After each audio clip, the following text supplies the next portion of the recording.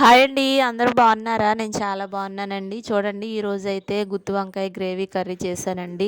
Taste అయితే చాలా బాగుంది. ముందుగా అయితే ఇలా పల్లీలు, ధనియాలు, నువ్వులు, జీలకర్ర ఇలా ఫ్రై చేసుకున్నానండి. ఇవైతే ఫ్రై చేసుకుని పక్కన పెట్టుకున్నాను. అలాగే వంకాయలను కూడా చక్కగా కడుక్కుని ఇలా ఉప్పు వేసిన వాటర్లో కట్ చేసి అయితే వేసుకున్నానండి. చూడండి ఇలా ఉప్పు వాటర్లో వేసి పక్కన పెట్టాను. ఇలా ప్యాన్ తీసుకుని అందులో అయితే ఆయిల్ వేడయ్యాక ఈ వంకాయలను అయితే వేస్తున్నానండి.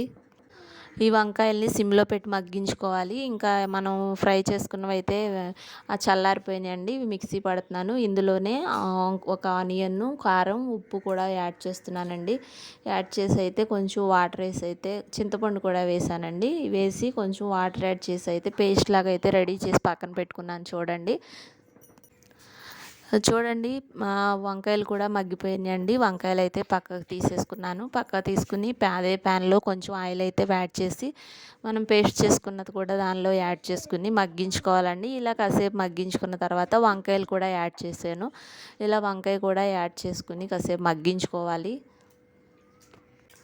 ఇలా మగ్గించుకున్న తర్వాత ఇంకా తగినన్ని కొంచెం వాటర్ అయితే యాడ్ చేసుకున్నానండి. ఇలా వాటర్ యాడ్ చేసుకుని కాసేపు మగ్గించుకోవాలండి.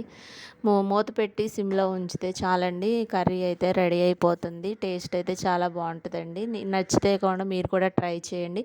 చూడండి ఆయిల్ అయితే బయటకు వచ్చేసి కూర అయితే రెడీ అయిపోయిందండి. ఇలా పైన అయితే ఇంకా మనం కొత్తిమీరతో గార్నిష్ చేసుకోవాలి. చూడండి ఇలా కొత్తిమీర అయితే వేసి జస్ట్ అలా కాసేపు ఒకసారి పొయ్యి మీద అయితే ఉంచేసుకుని స్టవ్ ఆఫ్ చేసుకోవడమేనండి. చూడండి కర్రీ అయితే రెడీ అయిపోయింది. నచ్చితే లైక్ చేయండి, షేర్ చేయండి,